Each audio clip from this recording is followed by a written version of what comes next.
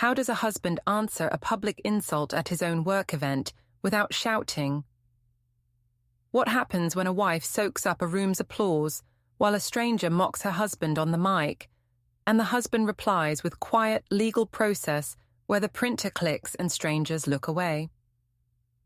Before we dive deeper into this story, I have one small request. Please subscribe, drop a like, comment, and hit that hype button to boost this channel so more people can discover these incredible stories. My name is Evadne Mia, and I am the woman who let her room laugh at my husband because the light felt good on my skin. I told myself attention was love and rules were fear. Jonah, my husband, liked quiet and plans. He asked for respect at work events. I said charisma helped donors. He asked for small boundaries. I said boundaries were cages for small hearts. I heard my own lines and believed them. Little signs stacked up in our home. 2 mugs sat on opposite counters each morning. A folder labeled household appeared by the toaster. His phone flashed a reminder that read downtown 10:25 a.m., and he dismissed it with one tap. At night, I heard a faint shredder hum behind the office door. Sometimes he slept on the edge. Sometimes the guest bed looked touched. I called it punishment and felt brave. At the office, I told coworkers that crowd work was my gift. HR asked for a quick word about optics. I nodded and smiled. I messaged Dax, the gala speaker, and wrote that energy wins rooms. He replied with a wink. I decided the company gala would prove my point. I planned a playful toast and a smile the cameras would love.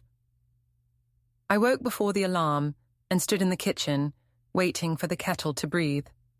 I told myself today would be smooth if I set the tone. Jonah came in with his soft steps and set 2 mugs on opposite counters like always. He asked if I wanted tea. I said I wanted a light day. He nodded and poured water, as if nods could fix mornings. The distance between the mugs felt like tape on a stage floor. I took a photo in my head and saved it as proof. On the counter, next to the toaster, sat a new folder with a neat label, household. I tapped the spine and asked if he had started a library. He said organizing helped during busy weeks. I said busy weeks need charm, not labels. He looked at the window and said order keeps people safe. I called it a slogan and told myself I had won. The kettle clicked. I stirred honey into my cup and planned 3 lines for the gala about authentic presence. His phone lit with a small banner. Downtown 10:25 a.m. He dismissed it with one thumb as if it were dust. I asked if we had a meeting. He said he had a personal errand. I said secrecy does not build trust. He said privacy lives inside love. I said privacy sounds like a locked door. He let the sentence fall to the floor and did not pick it up. That calm always worked like sand in my shoes. He opened his laptop at the dining table. A spreadsheet showed small boxes with initials and dates. When I leaned closer, he minimized the window. I asked if he was counting my mistakes. He said it was household tracking. I said tracking was a leash word. He said lists reduce pain. I said crowds reduce pain. He asked what that meant. I said donors liked heat more than paper. He looked at his tea and did not answer. I moved to the bedroom mirror and tried on the dress I planned for the gala. The fabric held me in a good way. I sent a photo to my sister Lena and wrote that I looked like a grant magnet. She replied that magnets pull nails too. I ignored that and sent the same photo to a work friend with a caption about sparkle. Then, I opened my messages and wrote to Dax that energy wins rooms. He replied with a wink and said the stage needed a spark. I told myself this was professional banter. I liked how it sounded. Back in the kitchen, the mugs waited in their far places. I set my cup down near the fruit bowl and watched Jonah move the household folder 1 inch so the spine lined up with the toaster. I asked why it mattered. He said straight lines calm the head. I said the head is not a draw. He asked if we could plan our time at the gala, so we stayed near each other. I said the event needed free flow. He asked for a simple promise. no private corners with guest speakers. I said, boundaries make talent freeze. He said he was not trying to cage me. I said, cages have many names. While he changed shirts, I walked to the office nook to print a draft of my toast. The room smelled faintly of printer toner, although I had not printed yet. I pressed the power button. The printer hummed and fed out a single blank page. I laughed to myself and called it a metaphor. I opened the top drawer for paper. The drawer slid an inch and then stopped. As I pulled, I heard a small click, the lock finishing its little job. I called out and asked if the drawer was new. He said he was organizing so nothing got lost this week. I said organizing is just hiding in a nice suit. He said we could talk later if I wanted a calm talk. I said later was a stall tactic. Under the blue taxes folder, I saw a tiny USB stick taped to the wood with white tape. Today's date was written in small numbers. I touched it with my fingernail and left it there. I wanted him to know I could see the bones of his plan. I wanted him to know my plans were louder. My mother, Marta, called. She asked if we were ready for the gala. I said yes, and added that charisma closes wallets faster than spreadsheets. She said warmth is good, but kindness is better. I said kindness is built into the brand. She asked if Jonah liked the plan. I said he liked to watch from the edges. She said edges can cut. I told her to relax. She told me to drink water and speak soft. I promised nothing. Jonah asked if I could send him the slides for a compliance update. I said I would send them after lunch. He asked if we could sit near the back during Dax's talk. I said the front is where donors sit. He asked if we could leave together at 11. I said, leaving times kill momentum. He said, momentum does not tuck people in.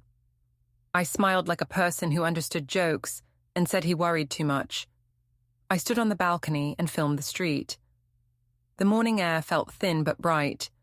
I wrote a note for later. Energy is a promise. I liked the sound of it. I pictured the ballroom lights hitting my hair and the little head tilt I do when I want to look like a solution. I pictured Dax saying something smart and me giving the room the look that says I get it. I pictured Jonah in the corner, looking like a thread pulled tight. I told myself I was balancing us. When I came back in, Jonah had stacked the mail, flipped one pile face down, and placed the household folder in a perfect square next to the toaster. He asked if I could stop by the apartment after work to change before the gala. I said I might change at the office because it saves time. He nodded. He asked if I would keep my phone on. I said I always keep my phone on. He said sometimes I do not answer. I said silence is not a crime. He finished his tea and said he would be late because of a personal meeting. I said I hope the meeting was not another list. He said lists are not enemies. I said lists are walls. He said sometimes walls keep the rain off. I rolled my eyes and said umbrellas work better than walls. He smiled a little and let the topic fall. Before lunch, I wrote a new post for my private story. I said authentic presence raises funds. I said charm is a form of care. I said partners should not fear a light stage touch. I picked a photo of my hand near a stack of donor badges and cropped it so the caption sat like a ribbon. Hearts jumped. A co-worker replied that the room might read it as a dig at Jonah. I wrote that the room would read it as truth. She did not reply again. I checked our shared cloud for an old one-pager and saw a pop-up, file uploaded successfully. I clicked away fast. I told myself Jonah was backing up power bills to feel important. I told myself paperwork is a hobby for people who fear applause. The thought soothed me. He left his phone on the dresser when he stepped into the office nook. A text preview flashed and vanished. The contact name was only a lock emoji. The message looked short, like a yes or a time. I told myself it was a client. I told myself I did not care. I put the dress and heels into a garment bag and sent Dax a quick line about a live moment after his keynote. He sent a thumbs up and a crown. I practiced a half smile in the mirror. It looked like kindness on camera and power in person. I planned to use it when he teased me about keeping the team loose. I planned to laugh in a way that said everything was fine. Jonah stepped out with his bag. He asked if I needed anything from the store. I said the apartment needed air. He said he would pick up fruit. I said donors prefer sparkle over fruit. He said we still eat breakfast tomorrow. I waved him off in a gentle way that felt like control. He walked to the office nook. The door eased toward the frame. The latch kissed the strike plate with a soft click. I stood in the kitchen and watched the household folder gleam. My phone warmed in my palm as a new message landed from Dax, asking if I was ready to make the room sing. I typed that I was beyond ready and that a playful toast would help the night breathe. The accelerator office smelled like coffee and printer heat. I set my tote under the desk and opened my computer with a smooth flick, like a stage curtain. I told the design pod that big nights need big energy. Someone said the grant portal closed at noon. I said charisma closes gaps when portals glitch. A developer looked at his screen and stayed there. I took that as consent. I opened my private story and typed about brand chemistry. I said light on a face is a kind of care. I added that partners who fear attention are not ready for growth. Hearts started to appear. A coworker in operations rolled by and asked if Jonah liked crowded rooms. I said he liked rules and back rows. She said back rows see more. I said front rows get paid. I liked the sound of my own lines. They fit in my mouth like hard candy. At 9, Harper from People Ops sent a calm ping asking if I could stop by for a quick word. I told her after lunch was best. She replied with a thumbs up. I minimized the window and told myself HR loves to fold napkins while grown people dance. I sent Dax a message that said we would bring the room up gently, then snap. He sent a lightning bolt and wrote that I should stand near the mic when he called me by name. I checked our shared cloud to grab a fact sheet. A tiny banner popped. File uploaded successfully. The file name looked like letters and numbers. I clicked away so fast my finger squeaked on the trackpad.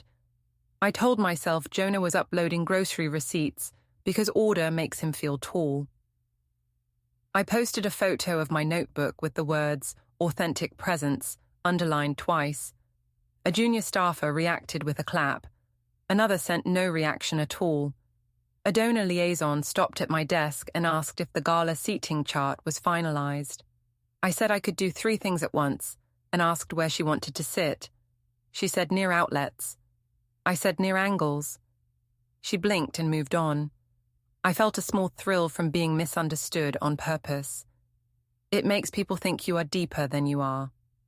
Jonah walked through the office with his badge and nodded at 3 people, then at me. He asked if I had the compliance slides. I said I would send them. He asked if we could agree to leave at 11. I said leaving times kill momentum. He said mornings still exist. I smiled at my screen and said mornings love me. He nodded once and kept walking, which made me feel abandoned in front of my own team. I told that feeling to sit down. The morning gathered speed. I updated the run of show document and quietly moved my name closer to Dax's line. The designer beside me asked if that was approved. I said events breathe better when they are flexible. He said flex breaks budgets.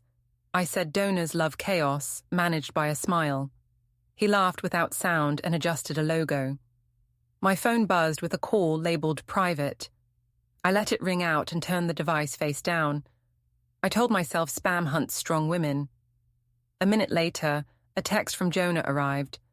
He asked if I wanted help with the welcome board.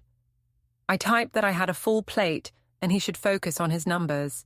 He sent a short okay. The shortness pressed on the inside of my ribs. I took a selfie with the lobby mural behind me and wrote that big rooms need big hearts.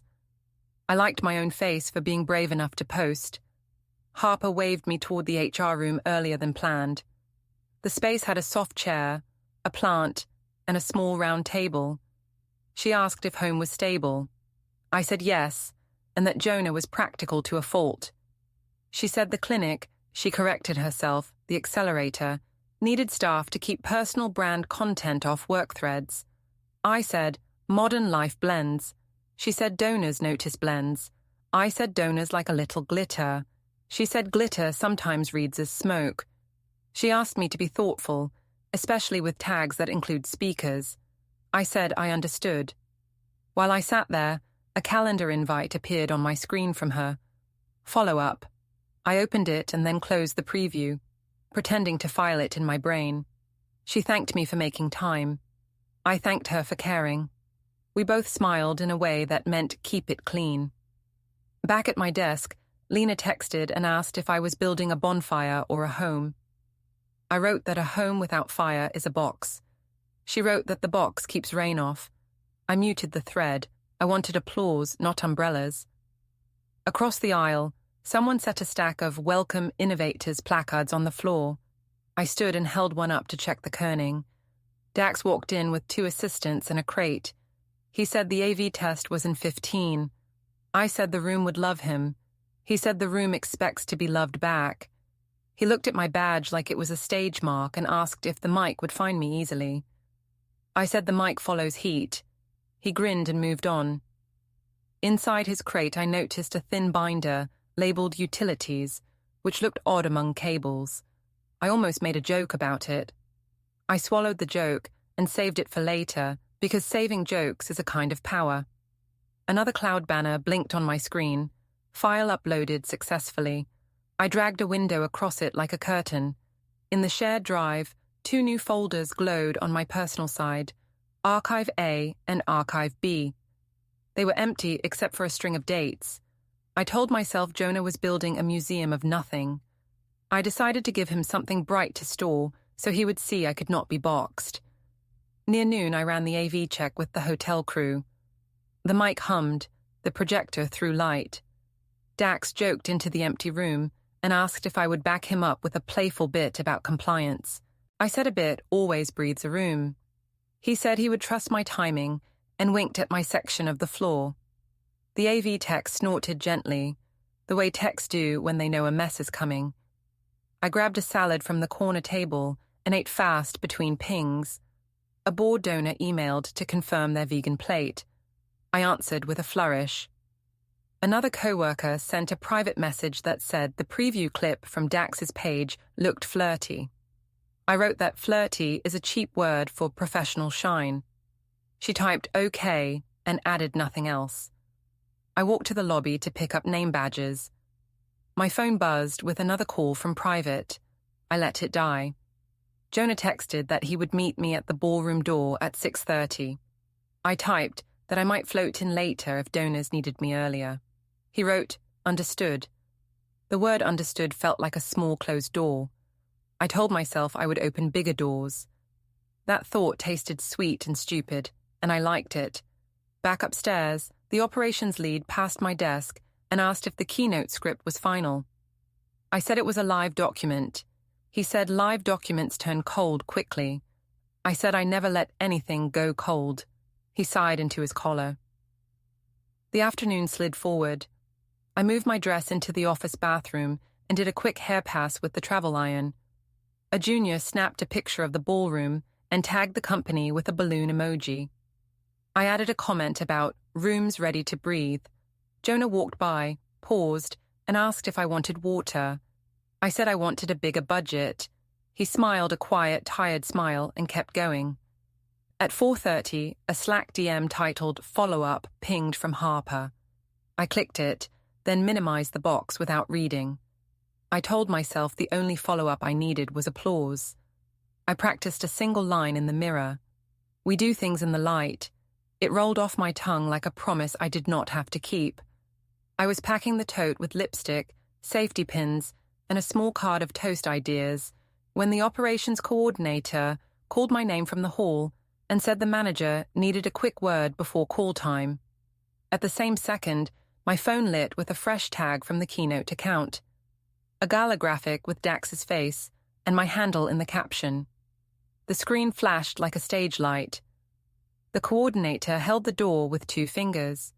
The tag blinked again, hot and bright.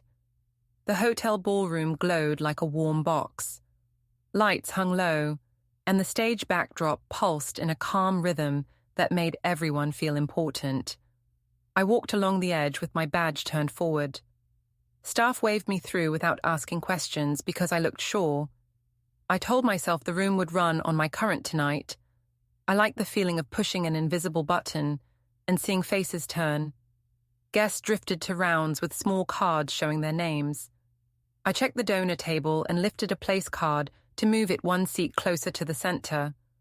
A board member asked if the keynote would start on time. I said we were perfectly on tempo. She smiled and looked at my hands more than my face. I let her. Across the room, Jonah spoke with the AV lead in low tones. He stood straight, small clipboard in his hand.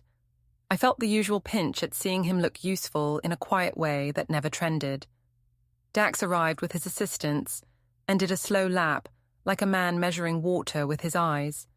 He touched the mic stand, made a quick signal to the camera crew, and caught my gaze. He asked if I was ready to help him wake the room after the first course. I said I knew the moment and would stand left of center when he called me. He told me he trusted my timing. The words fit around me like silk. I wanted more of that fabric. We hit the run of show cleanly at first. The program director thanked sponsors. I floated near the front and kept my smile in the battery range. A donor whispered a comment about the wine. I gave a small laugh as if I had poured it myself.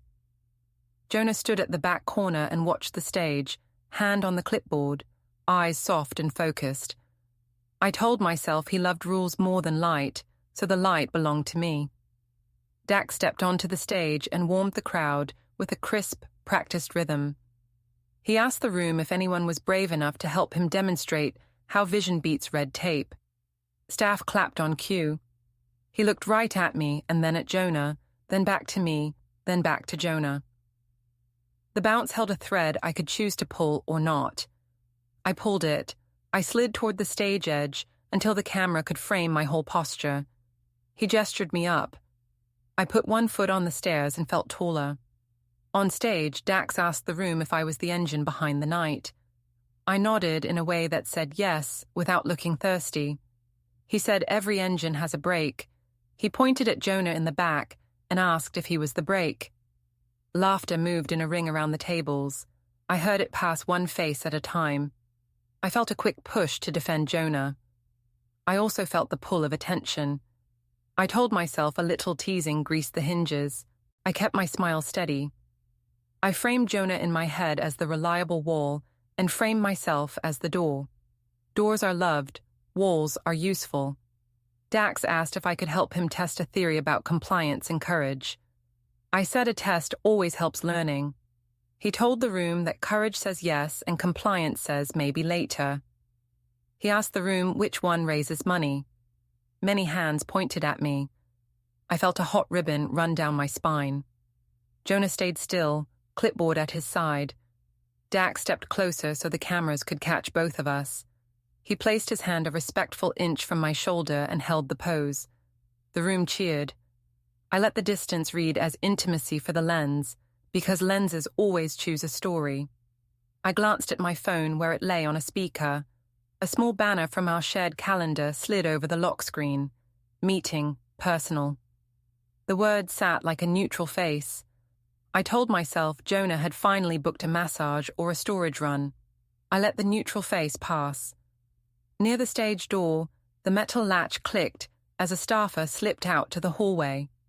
From the elevator shaft beyond, a bell chimed. Those small sounds stacked like stage marks. Dax kept the bit moving. He asked if my husband loved my shine or feared it. I heard a few softer laughs, the kind people use when lines cross, but not enough to stop the show.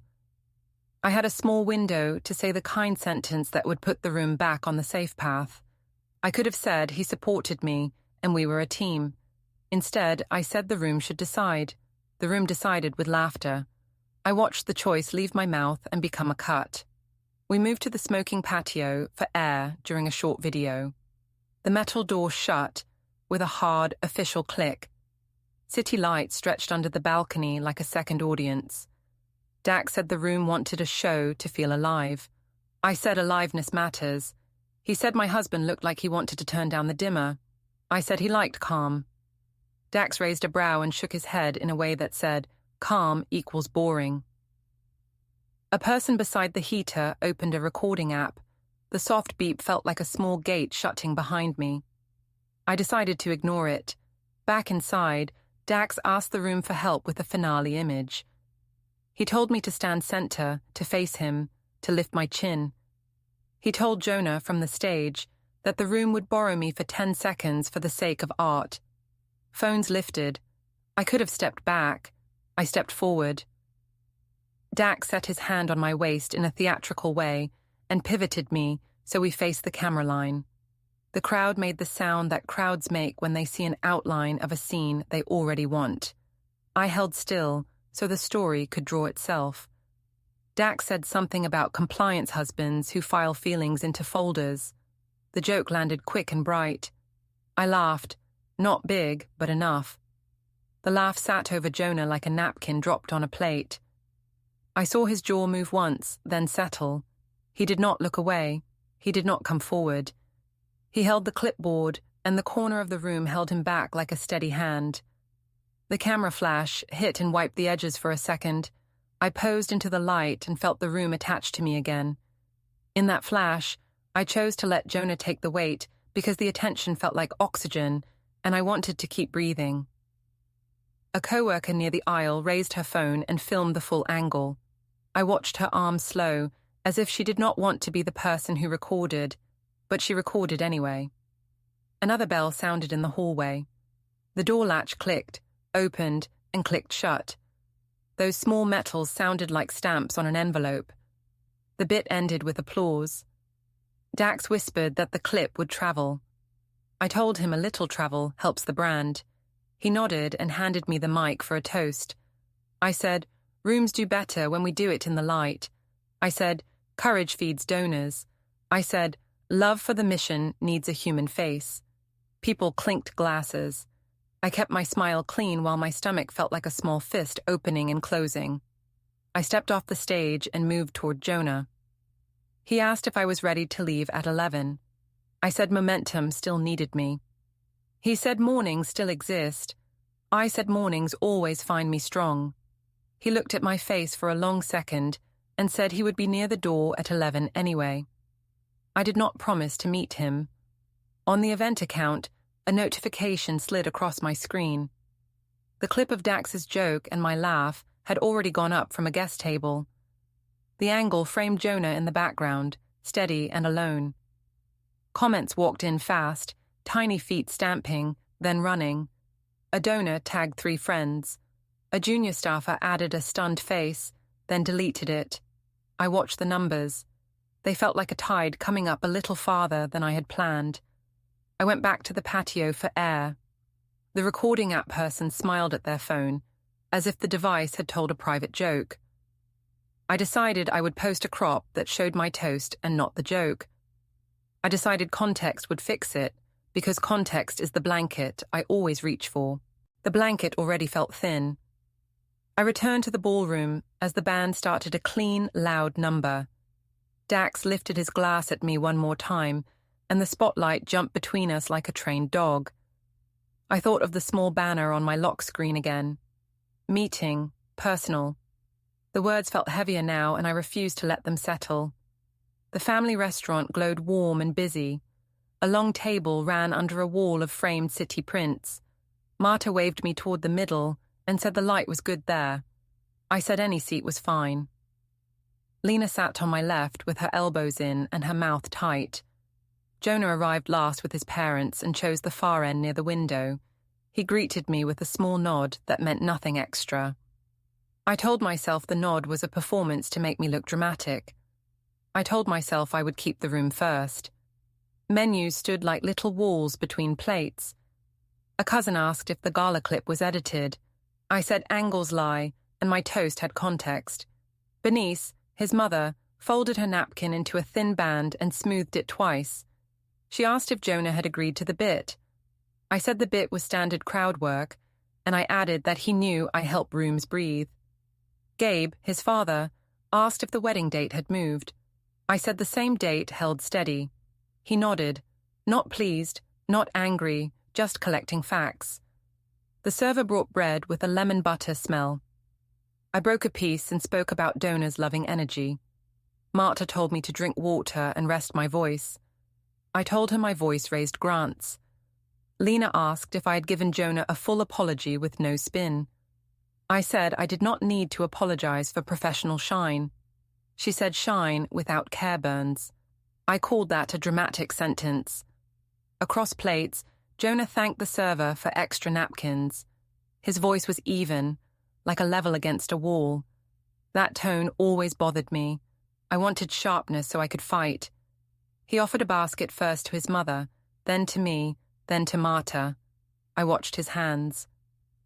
When he reached for water, a small new key on his ring flashed. Not big, not fancy, just new. I felt heat rise in my face. I asked what the key was for. He said it was new. I said keys breed secrets. He said keys keep order. The table breathed in and out at the same pace. A younger cousin peeked at a phone under the table. His eyes widened, then narrowed. He turned the screen toward another cousin and hid it when Bernice looked up. I asked if the group chat was busy. He said the city was noisy today. I said the city mistakes courage for gossip. Bernice asked in a measured voice if I understood why Jonah stayed quiet. I said quiet can be a way to punish without leaving fingerprints. She looked at me like I had named a weather pattern wrong. Main plates arrived. The server set fish for me, steak for Jonah's parents, a pasta for Marta. I talked about seating charts and playlists as if logistics were balm. Jonah asked the server for an extra plate and shared his side dish with Gabe. He did not look at me. I told myself not looking was a weapon. Lena asked if I had seen the clip angle with Jonah in the background. I said angles are not truth. She said they are evidence. I said they are stories. She said stories are still real when they land. After the bill, we walked to the park. The early evening light made the swings look like gold lines in the air. Children ran in a soft stream from slide to bench and back. Noah, my nephew, ran to me and asked for a push. I said yes and put my hands on the chain. He moved forward and back, forward and back. He asked without turning if Uncle Jonah was sad because the man on stage laughed at him. The swing slowed itself. I felt the air go thin. I said grown-ups make stories that teach lessons. He asked if the lesson hurt. I said sometimes lessons sting first. Jonah stepped close, tied Noah's loose lace with quiet hands, and told him they would get ice cream if the grown-ups needed time. He did not say my name. He did not look at me. The distance sat between us like a glass wall. Marta stood beside the bench and said air helps headaches. I told her I had no headache. Gabe stood with his hands in his pockets and watched the swings. He asked if the wedding was still on the calendar or only in my mouth. I said it was on the calendar. He said calendars like facts. I told myself these were small jabs, not cuts. I told myself families love to press soft places. A group of teens crossed the path and stared. One said something to another behind his hand. Lena caught my eye and did not smile. She asked if I truly believed the mic bit was harmless. I said the room needed a story, and I gave them one. She said I gave them one that ate a person I said I loved. I said she was being poetic. She said she was being plain. We walked back to the apartment because Marta had left a scarf there last week and wanted it now.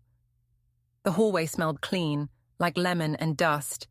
Inside, the two mugs waited in their far places, mine near the fruit bowl, his by the stove. I said distance is dramatic.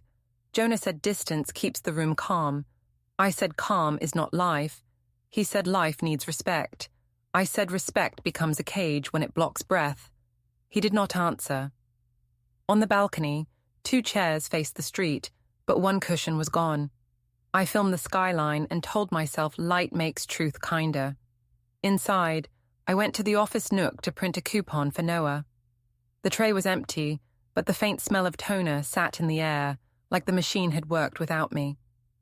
I pulled the top drawer. It moved half an inch, then met the lock. As I leaned in, I heard the little click of the lock finishing its turn. I called toward the kitchen and asked if he had changed the drawer. He said he was organizing. I said organizing is hiding with better labels. He said organization lets people sleep. I said people sleep after applause. On the console near the door, an unsealed envelope lay in the outbox tray. I flipped it. The front showed only my name in clean letters, no stamp. I put it back face down.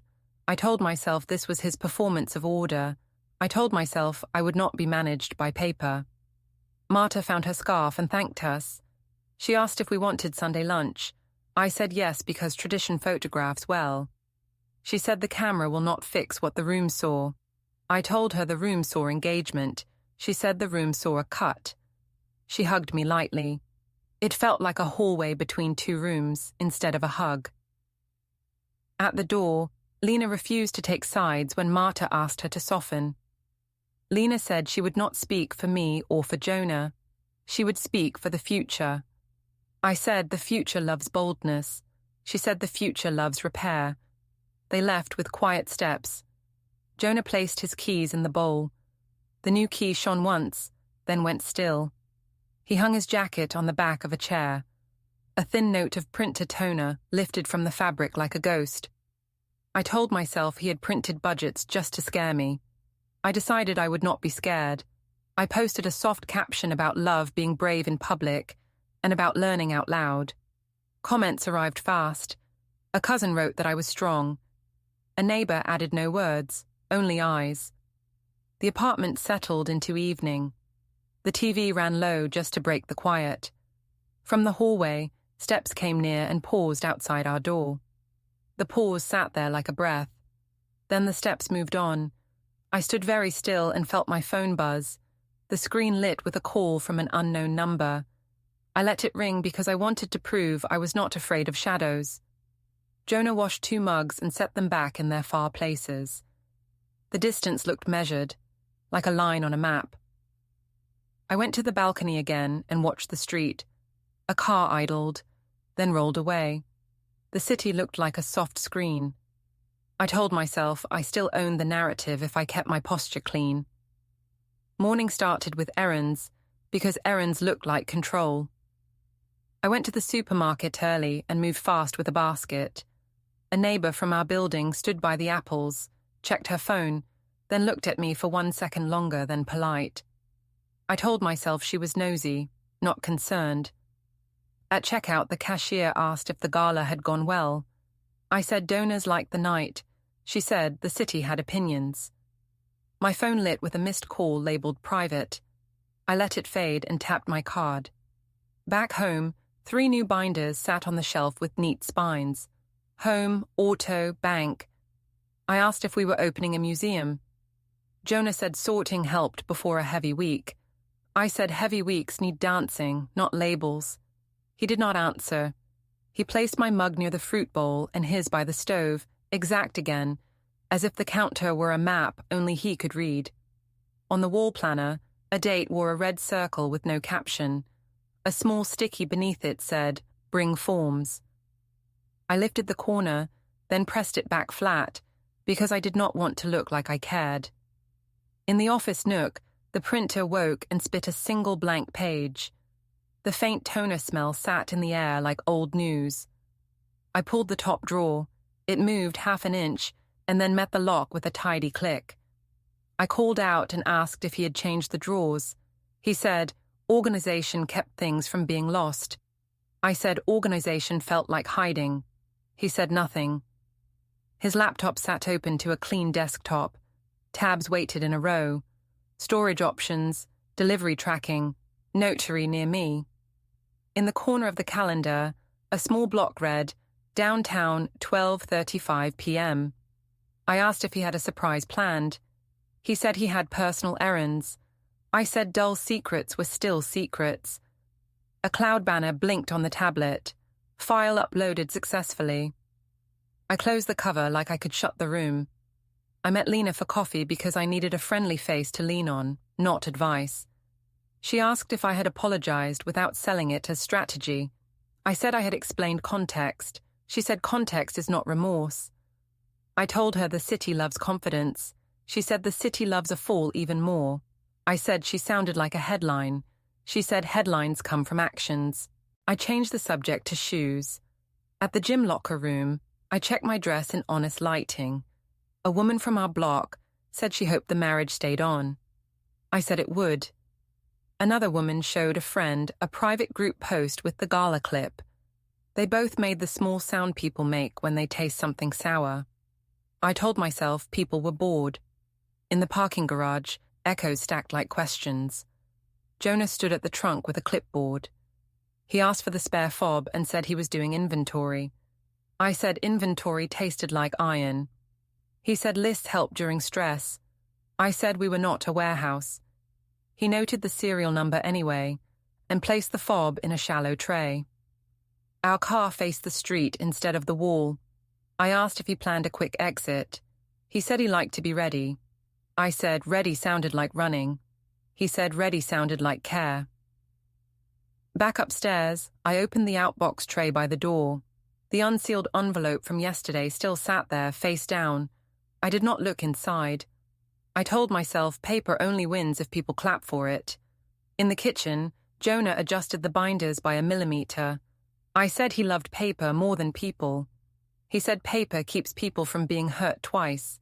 I said poetry did that better. He said poems do not sign anything. The sentence made my shoulders tight. At my desk, I drafted a caption about learning out loud. The printer clicked once and fed another blank page, as if making a point. I posted the caption anyway. Comments came fast. A cousin wrote that I was brave. A coworker asked if Jonah was okay. I liked brave and let the other sit unanswered. Evening drew the room into softer lines. I stepped onto the balcony for air, and Jonah joined me, handing over my mug like a waiter in a quiet hotel. Cars slid past below. I said we could try counseling. He said he had meetings already. I asked what kind. He said personal. I said mystery was childish. He said clarity would come soon. I said suspense hurts. He looked at the street and said we were almost done with suspense. I asked him to tell his parents that everything was fine. He said he would not manage the press for me. I said then he should forgive me out loud. He said, forgiveness and plans are not the same. I asked what plans meant. He waited a beat and said he would handle matters properly. The word lay between us like a tool on a table. I laughed too bright and asked if properly meant more lists. He said properly meant properly. From the hall, the elevator dinged. Steps came near and paused outside our door. The pause held like someone listening for a scene. Then the steps moved on. The wall planner's red circle felt louder than the TV. My phone buzzed with another private call and then went quiet. Jonah finished his tea, set the cup down, and went inside. The printer gave one small cough and fell still. I chose the office tower lobby because marble and glass make stories look clean. I carried roses and a small card with lines I had practiced in my head. The security desk hummed. Badges curled out of a printer in neat strips. People moved like a slow stream between the turnstiles. I told myself I would ask for 2 minutes, say I was sorry in plain words, and reset the week. Jonah stepped out of an elevator with steady shoulders. He walked toward the security desk with a man in a dark blazer. The guard glanced at me, then at them. The man asked me to confirm my full name. I said it, letter by letter. He said he had documents to deliver. I said a public scene was not necessary. He said service would be complete when the papers touched my hand. The printer clicked and spooled another badge. A woman from donor relations crossed the lobby with a tote and saw me. She slowed. Then she looked away in that careful way people use when they want to seem kind without entering a fire. I felt heat rise under my collar. I lifted the roses like a shield. I told myself I could still speak after this was done, that I could make context rescue me. The man held out the envelope and said I needed to take it. I took it. The paper felt wrong for being so thin. I saw my name, clean and sharp, and words about a petition to dissolve the marriage. The first page listed temporary orders for money and possession, a proposed schedule for access to shared items, and a line about email-only contact. I felt the floor tilt as if the elevator had moved without me. Jonah thanked the guard and the server for their time. He said he would follow the schedule as written. He said the apartment would be his temporary residence during the process, and that inventory would keep things fair. He said there would be no hallway talks and no late-night calls. I asked if we could speak in private. He said the process would speak now. I said the gala was a show, not real harm. He said shows still land on people. His voice stayed even, the way his voice always stayed even when he was sure. I tried to hold the roses higher. A petal brushed my wrist and fell. A co-worker from my floor came through the turnstile with a coffee. She stopped, then pretended to check her phone. The lobby speakers whispered a weather alert for later in the day. The printer spooled 2 more badges, one after the other, as if keeping time for us. The man in the blazer asked me to confirm receipt. I nodded. He said I would find contact instructions inside for any questions. I slid a finger under the flap and opened the top sheet. The words sat there without blur or mercy. There was a date for a first review, a list of items to collect by appointment, a request to return a spare fob, and a line noting that communication would move to a single email thread. There was a sentence about respect in public spaces. There was a sentence about entering the apartment only at assigned times. The order in the sentences felt like a wall built in daylight. Jonah said he wished me health and calm. He said he would keep to the plan. He stepped back 1 pace, then turned toward the elevators. I said I could fix the optics. He said optics are not repair. He pressed the button and stood with his hands at his sides, ring gone, posture simple. I looked at the donor woman again. She looked at a plant. The guard asked if I needed a chair. I said I was fine. The envelope made a small weight in my palm. I thought about the mugs on our counter, the binders, the red circle, the soft word properly on the balcony. All of it had been a road to here, and I had walked it like a person who believes applause changes math. The elevator arrived with a bell. Jonah stepped in and faced forward. He did not raise a hand. He did not look back. The doors closed with a soft slide. The printer clicked again, steady and indifferent. I felt the roses slip from my arm.